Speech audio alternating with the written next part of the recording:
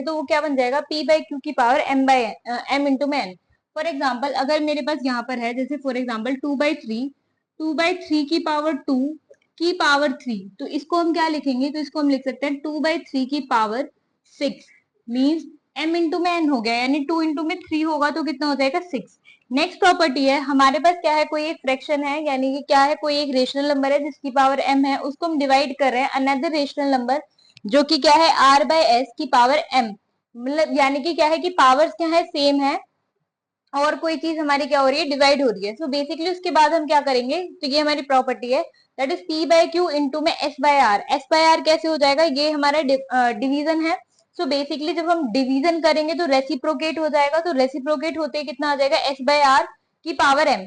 अब मैं इसका भी एक एग्जांपल ले लेते हैं, फॉर एग्जांपल यहाँ पर है हमारे पास 1/2 डिवाइडेड बाय 1/3, ठीक है, इसकी पावर भी 2 है और इसकी पावर भी 2 है, तो ये कितना हो जाएगा, ये हो जाएगा 1/2 इंटू 3/1 की पावर कितनी 2 विच इज इक्वल्स टू 3/2 की पावर 2।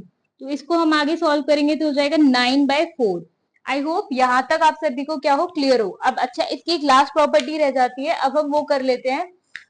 अगर हमारे पास कोई भी एक फ्रैक्शन है चाहे कोई नंबर है, अगर किसी की भी पावर क्या हो जीरो हो, अगर किसी चीज की पावर जीरो हो, बेसिकली फॉर एग्जाम्पल अगर 2 की पावर 0 है तो हम क्या लिखेंगे 1। क्यों, क्योंकि इसका जो बेस है वो क्या है कोई नंबर है और इसकी जो पावर है वो क्या है 0 है, तो इसको हम क्या लिखेंगे 2 की power 0 is equal to 1। For example 5 की power 0 is equal to also 1।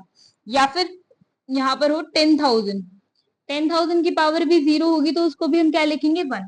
लेकिन अगर हमारे पास 0 है और 0 की पावर 0 होगी तो वो हमारा नॉट डिफाइन हो जाएगा, यानी कि अगर 0 की पावर 0 हो तो क्या होगा नॉट डिफाइंड, और इसके इंस्टेड कोई और कोई नंबर हो जिसकी पावर 0 हो तो उसको हम क्या लिख सकते हैं 1। आई होप यहाँ तक आप सबको क्या हो क्लियर हो। अच्छा अब हम हमारी एक्सरसाइज स्टार्ट करते हैं। सो एक्सरसाइज का फर्स्ट क्वेश्चन है, this is the 12th chapter, chapter 12th, exercise 12.1. Okay, so here we have first question. The first question is tick the correct. Tick the correct के हमारे पास 3 parts हैं, तो इसका ए part है। ए part में क्या कह रहा है कि 243 जो है 243 उसको एक्सप्रेस करना है 3 की पावर में, expressed in power of 3, in power of 3। तो आपकी बुक में एमसीक्यू है लेकिन मैं इस चीज को एक्सप्लेन कर देती हूँ। सो बेसिकली इसको मैं एक्सप्लेन करती हूँ, तो हम क्या करेंगे 3 की मल्टीप्लाई करेंगे, 3 इंटू में 3 कितना हो गया 9, 9 इंटू में 3 27, बेसिकली कितना हो गया 27, 27 इंटू में 3 81, then 81 into 3 is equals to में 243। सो अब देखो यहाँ पर एक 3 आया, उसके बाद 81 हो गया, देन फिर से एक 3 आया, तो कितना हो गया 1 2 3 4 5।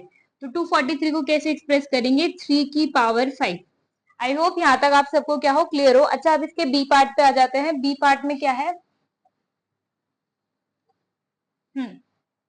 बी पार्ट में दे रखा है हमारे पास 1 2 3 4 5 6 7, 7 टाइम्स m की मल्टीप्लाई हो रही है तो m की पावर 7, ये इसका बी पार्ट का आंसर हो जाएगा।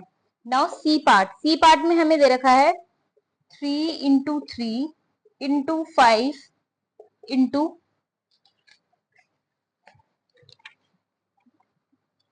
5 into 5 into 3 into 5 upon 11 into 11 into 11। Okay, so इसको कैसे एक्सप्रेस करेंगे, सो सबसे पहले ऊपर जितने 3 है उनको काउंट करेंगे 1 2 3, तो 3 की पावर कितनी 3। 5 लिखेंगे, 5 को काउंट करेंगे 1 2 3 4, 5 की पावर 4, 11 कितने हैं नीचे 3, तो ये क्या हो जाएगा इसका आंसर। आई होप यहाँ तक आप सभी को क्या हो क्लियर हो। नेक्स्ट क्वेश्चन पे आ जाते हैं हम, ये मैं रब कर देती हूँ।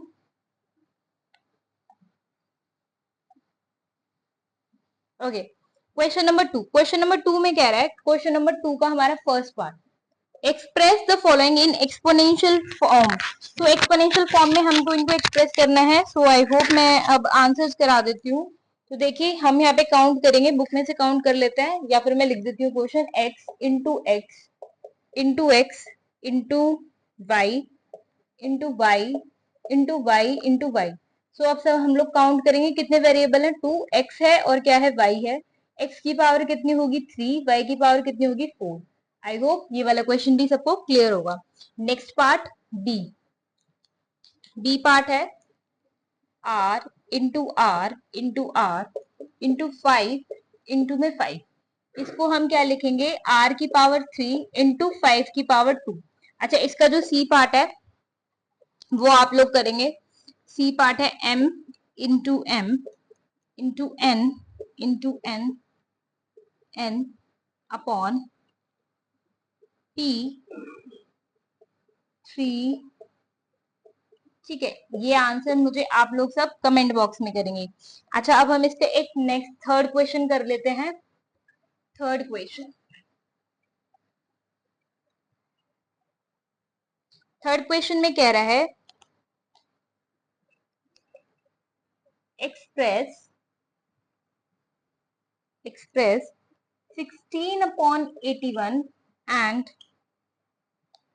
-27/64 as power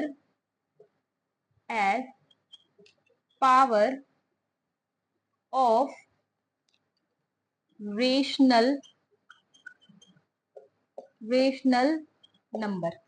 ठीक है, इसको हमें किस में एक्सप्रेस करना है, रेशनल नंबर में।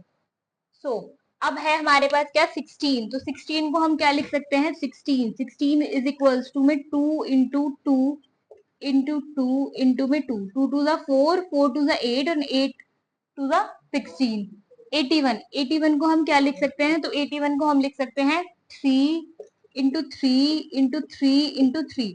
सो अगर मैं इसके अपॉन में और इधर भी अपॉन लगा दूं तो इसको हम कैसे एक्सप्रेस करेंगे, तो इसको हम लिख सकते हैं क्या, 2 की पावर 2/3 की पावर कितना 4।